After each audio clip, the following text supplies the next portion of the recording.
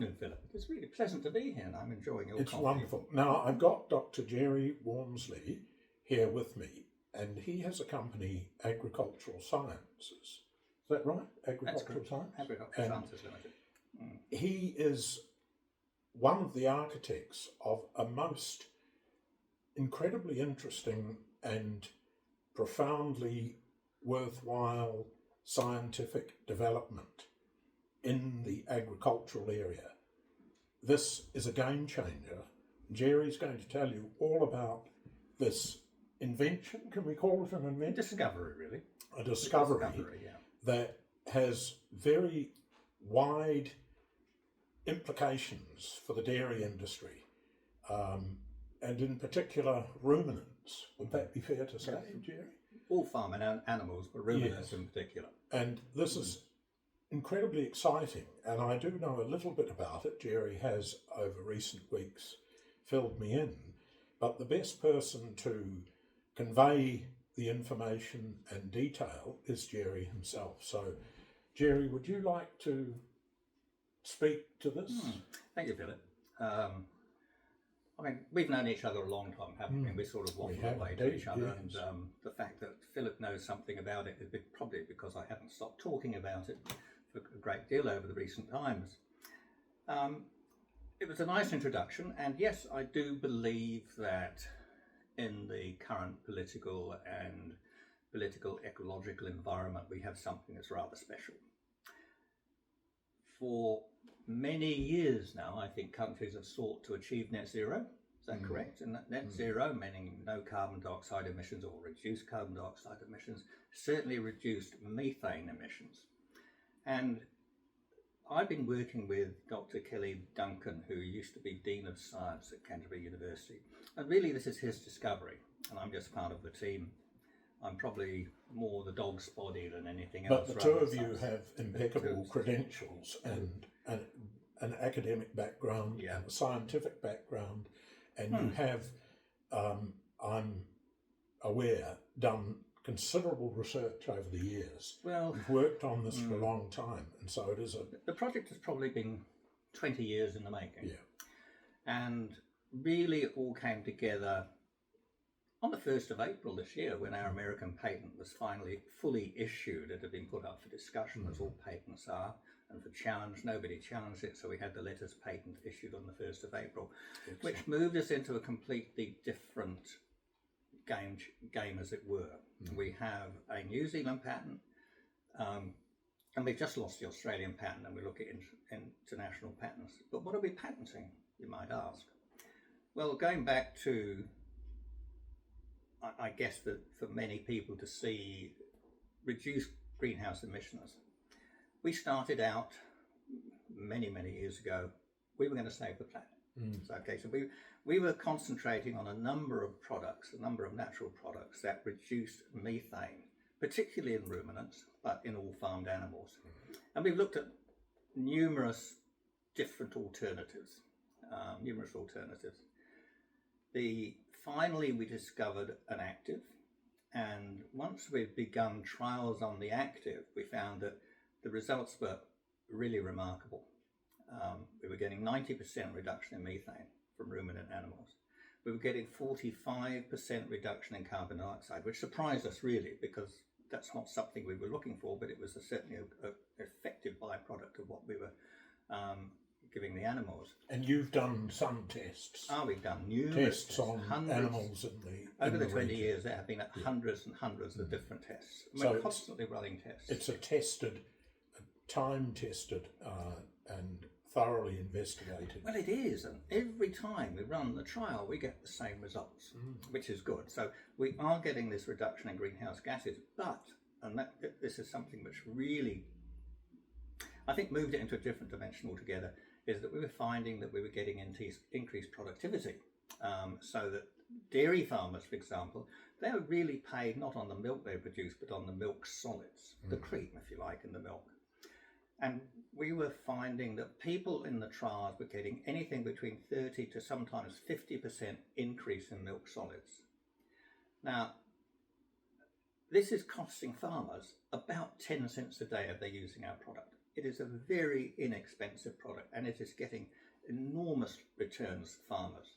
So for the farmer, what sort of financial benefit would they have? Say you were a farmer with, I don't know, what, 50 cows or 100 cows, and you were milking them in some part of the world. It could be India, it could be China, it could be America. I think it's useful to look at a ratio that for every dollar they spend on our product, they're probably going to get about an increase of $20 to $30. That's significant. So it's a huge increase. So you can call it a 1 to 20, 1 to 30 ratio. That was the dog's tail. That was the dog's tail going past. So there's a massive benefit for farmers. And it's interesting that, we've run trials with a number of farms in New Zealand and some international. And invariably, whenever we have run trials, the farmers have wanted to give this to the whole herd. And so they see the benefit we're doing a trial on, say, half a dozen cows, and then they finish the trials, they see the results, and then they're begging us to provide the active for the whole herd. Now, what is the active, you might ask? You didn't, but I was coming to that, but I hadn't quite got to it. Philip, you started out by saying it's an invention. It's not an invention, it's a discovery. And it's a discovery that's an existing product that is already registered in virtually every single country of the world as an animal feed additive, has these remarkable effects. Right. Now, in the United States, for example, they put this product into animal feeds because they know it does have some effect on production. They tend to put in far more than we give, and I think this is why their production is okay, but sometimes you can go over the top. And I don't think their production is as good as we are getting with small doses. We're only looking at 0.8 of a gram per cattle piece. So if we're looking at a 350 kilogram cattle piece, we're giving them 0.8 of a gram. It's a minute amount, and this is being added to their water or to their feed, and we get these results. So for the farmers, you're not going to convince farmers to pay good money for something that's going to reduce carbon dioxide or methane just because it's a good thing. No, the proof of the pudding is in the eating. Yes. They'll pay for it if they're particularly concerned about the environment. They'll pay for it if it's subsidised, they'll use it. But by and large, they're not going to put good money into something that doesn't give them any material benefit. Now, with our product, they can see within 24 hours a very significant change in output for certainly increase in milk solids. Look, that is utterly fantastic. And is there a website? How can people find out a bit more about this? We work with humour. Now, our website is called No Methane Magic. No Methane Magic, just one word, nomethanemagic.com. Fantastic. And that's got most of the information there. And I think if anybody wants to contact us, you'll find contact details on the website.